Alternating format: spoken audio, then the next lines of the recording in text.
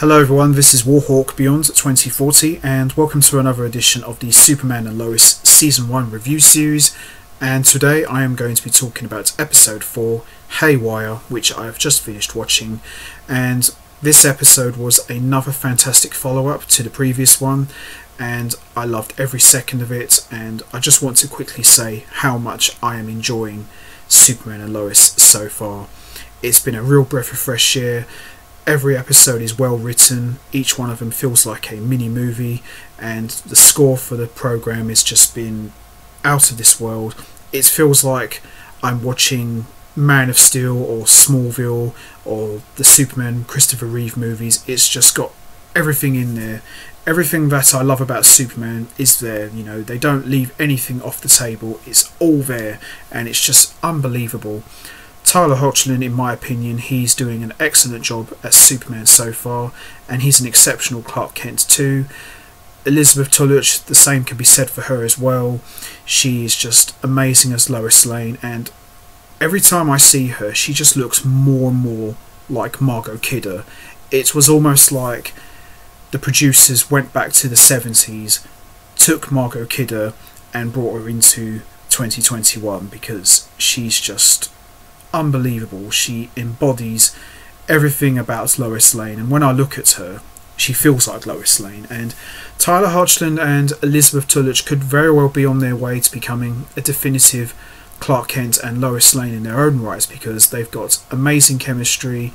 You know, I did say a while ago back in the Crisis review series that I didn't feel they had enough chemistry, but now that they have their own show, they can showcase their chops and do their own thing, and my opinion's changed. You know, these guys, they're doing an excellent job and they're just knocking it out of the park, and I'm really enjoying this show so far, and I'm looking forward to the next episode already, and we're only 4 episodes in, so keep it coming guys and bring it on.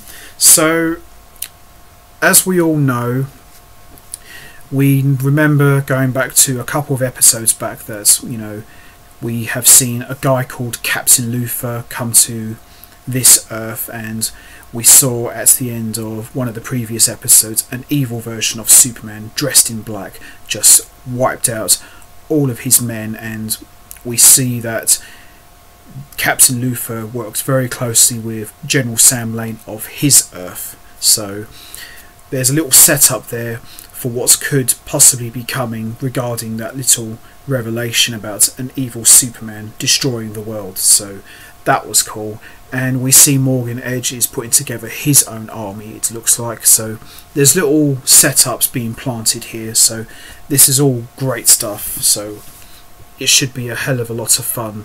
So with that all said, let's not waste any more time, let's get right into it. Let's talk about episode 4, Haywire. So this episode kicks off with Morgan Edge joining Carl and the mayor at a Smallville High football game. We see Edge is staring very creepily at Lana Lang, and then he invites the Cushions to join him for dinner.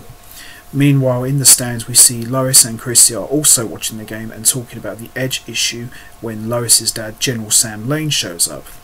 On the field we see the coach passes up Jonathan Kent for Jordan, and in a key moment which pays off for the team when the crowd gets an interception and runs back for a touchdown. Everybody, including Clark, are impressed with Jordan, but Jonathan seems very vaguely upset, and in the stands Sam asks Lois if there's something she wants to tell him.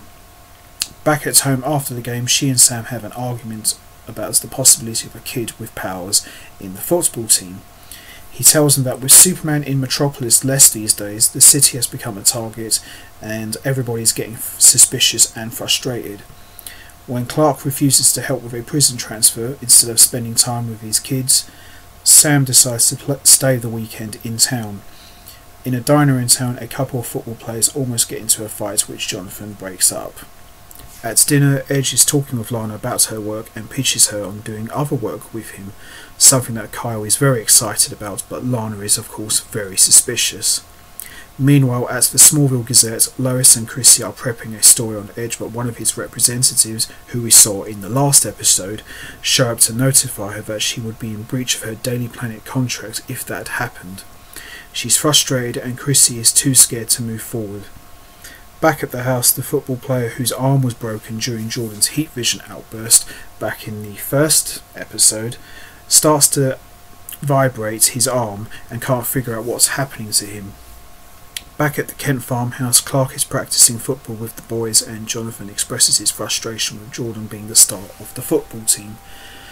Clark reassures him and says, "You know what? Now's your time to step up." That was a really nice scene because, everybody says Superman is the beacon of hope, and we all know that, but, Clark Kent is the same as well, so he reassures his boys that, just one doesn't have to be better than the other, you can both be good at something. Lois asks Clark to be her advocate at the town hall, and Clark says, "I will be there."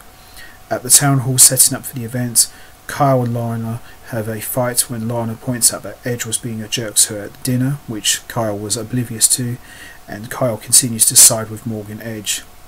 At the Schuster mine, Edge and Lois have a confrontation which she threatens to countersue him and open up his records if he tries to sue her. Go Lois. In the locker room, the coach dresses down the team for poor plays and singles out the guy with the broken arm. When that kid stalks off, Jonathan follows him looking very concerned. At the farm, General Lane asks for a stasis on Kilgrave. We cut to where he's being transported in an armoured car with armed police officers, and he spits out what looks like a chewing gum, but it's actually plastic explosive onto the door of the armoured car. In the bathroom of the locker room, the kid with the broken arm is sitting in the toilet seat vibrating when his cast vibrates off and explodes. Jonathan calls Clark into the bathroom at the same time Sam tries to send him to Metropolis to get Kilgrave. In the locker room, the kid runs off while in Metropolis. Superman catches up with Kilgrave's tracker, but some people who helped him escape have attached it to a drone that flew it across the city and away. Clark catches it and plays a message, "See you soon, Big Blue." Flying around Metropolis, he has no luck finding Kilgrave. At the farm, Sam excuses himself but stops to tell the boys that he thinks they're distracting Clark too much and it might cost people their lives. At the town hall meeting, Kyle is advocating for Edge, asking people to vote to give Edge control of the mine. With Clark still distracted by the Kilgrave situation, he can't show up to help Lois. So Edge wins an uncontested vote, save for Chrissy, and gets full control of the mines. Now it looks like to me that Morgan Edge is going to be the Lex Luthor of this season, because as we all know, John Cryer plays Lex Luthor for the Arrowverse, but he's all tied up with Supergirl. But it would be nice if we see John Cryer show up on Superman and Lois, because I don't think we've seen Tyler Hodgson and John Cryer actually have a scene together. I mean, I know they were in Crisis, but we never actually saw them in the same room properly. But I would definitely like to see that, because John Cryer, he's an amazing Lex Luthor, and I think his Lex Luthor and Tyler Hodgson's Superman, I think they could really do some stellar stuff together, but you never know. So Lana asks Lois if she wants to go out and get drinks without husband or kids. Lois of course says yes. Later that night we see Clark trying to apologise for not showing up, but Lois tells him that she doesn't have time for it and that she feels that she's a low priority for him and that she's going out with Lana to have a drink. That night at a party, Sarah brings the boys and Jonathan sees Tag, who seems fine, which surprises him. Jordan and Sarah get separated by friends who want to have them to themselves. At the DOD, Superman shows up and is berated by General Lane.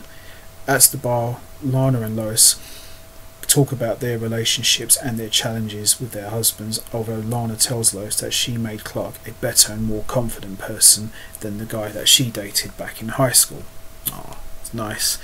See, I always remember Lois and Lana, I wouldn't say they hated each other, but I always remembered that they didn't really care for one another. I mean, there was probably a mutual respect, but I don't ever remember any versions in the comics or even in the cartoons where they actually got along. So it was very refreshing to see two of Superman's most important ladies in his life actually, getting along very well. So that made for a very interesting change of dynamic.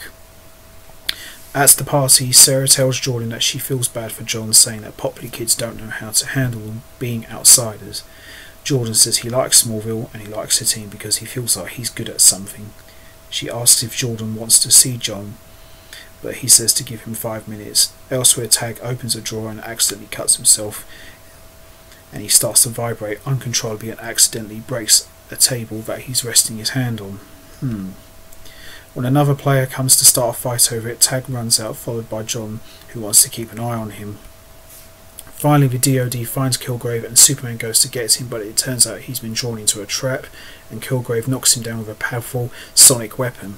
Now this reminded me of Dawn of Justice, where Superman went to confront Batman and he triggered a trap, and all he had these vibrations going on that blistered his hearing, so that was a nice callback to that.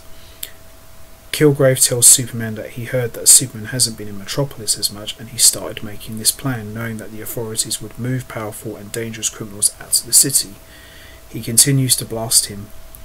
Back at the party, Tag is having a vibration seizure, and Jordan feels like he must have done something to him when he blasted him with his heat vision to cause it. He thinks he can help Tag, but when he tries to sit with him and calm him down, Jordan gets blown back and injured.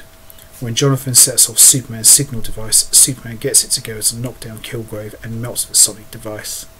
He flies to Smallville and flies Tag high above the clouds to calm him down until Tag eventually passes out.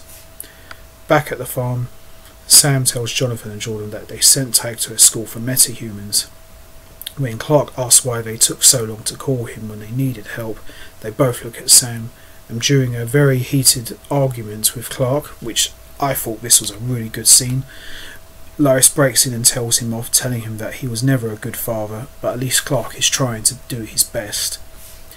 Back at the Cushion house, Lana is getting especially affectionate with Carl after a night of Lois telling her how good their relationship seems. At the Kent farm that night, Jordan lures Lois out to the barn where Clark has set up a restaurant for them to make up some of the missed date nights. Now this was kind of like a nice callback to Smallville.